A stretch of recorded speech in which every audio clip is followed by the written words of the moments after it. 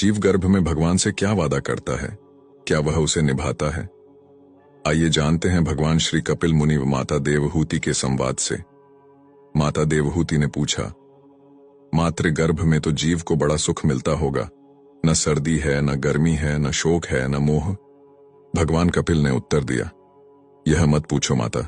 मां के गर्भ में जीव को जितनी वेदना होती है उतनी न पहले कभी हुई थी उसे और न कभी आगे होगी। गर्भवास समम दुहकम न भूतो न भविष्यति।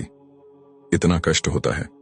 हजारों छोटे छोटे जीवाणु कीटाणु जो मातृ गर्भ में पलते हैं, ये जीव के कोमल त्वचा को काटते हैं। जीव तड़पता है, बिलकता है, पर वहां कौन सुने। यदि मां चटपटी वस्तु का सेवन कर ले तो इसको कष्ट होता है। मां कभी गर्म वस्तु का सेवन कर ले तो इसे दुख पहुंचता है। 7वां महीना आते ही जन्म जन्मांतर के कर्म इसको याद आते हैं और भगवान की स्तुति करने लगता है। तस्योपसन्नम वितु जगदिच्छयातना नातनोर्भुवि चल्ल चरणारविंदम। अर्थात परमात्मा से कहता है कि हे भगवान, एक बार मुझे इस गर्भ से निकालो, गर्भ से बाहर करो प्रभु। आपका ऐसा भजन करूंगा कि फिर कभी गर्भ में नहीं आना पड़े। भगवान कहते हैं, तुम गर्भ में ही स्तुति करते रहो, बाहर आते ही इस कष्ट को तुम भूल जाओगे। जीव कहता है, सत्य कहता हूं, एक बार गर्भ से बाहर निकाल कर देखो, मैं तुम्हें कभी नहीं भूलूंगा। बड़ी बड़ी प्रतिज्ञाएं करता है। 9वां महीना पूर्ण हुआ, 10वां मास आरंभ हुआ और जैसे ही प्रसव की वायु का वेग आया, जीव मातृ गर्भ से तुरंत संसार में आ जाता है। जीव संसार में आते ही प्रभु को भूल जाता है और भक्ति रहित कर्म करके दुख भोगता है। गुरु साधु शास्त्र अनादिकाल से कहते आए हैं, हरि का भजन करो, हरि है तुम्हारा। बाकी तो सब तो झूठ है, फरेब है, धोखा है। बुद्धिमान व्यक्ति ही हरि भजन कर सकता है। श्रीमद् भागवतम में भी यही उल्लेख है। जीव को मातृ गर्भ में इतना पीड़ा होता है कि वह भगवान को स्मरण करने लगता है। सोचिए कि हमें कोई अगर बंद कोठरी के अंदर 1 महीने के लिए रखेगा तो क्या होगा।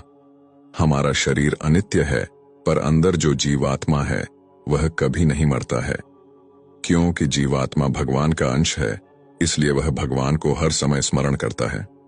परंतु इसे कोई भौतिक शरीर मिलता है और कोई ऐसी जगत में जन्म होता है तो उस जगत के वैष्णवी माया शक्ति के प्रभाव से वो भगवान को भूलकर उनके माया जगत में आसक्त हो जाता है।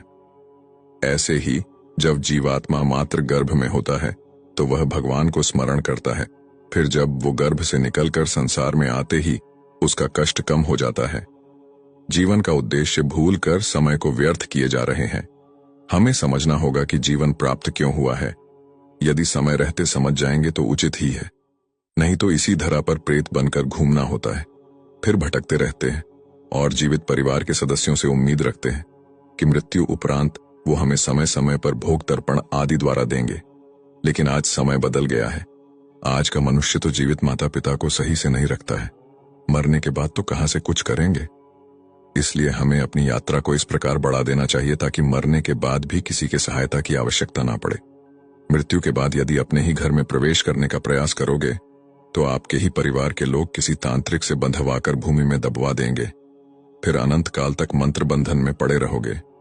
धन के साथ वो कर्म धन भी अर्जित करे जो मृत्यु के बाद काम आने वाले हैं। मृत्यु के बाद भी जीवन होता है, इसे कोई नकार नहीं सकता। भागवत गीता में भी प्रेतों का वर्णन है। इस दिव्य ग्रंथ में कर्म से संबंधित फल का विस्तार से वर्णन किया गया है। आज समय है, कल तो मात्र पछतावा है।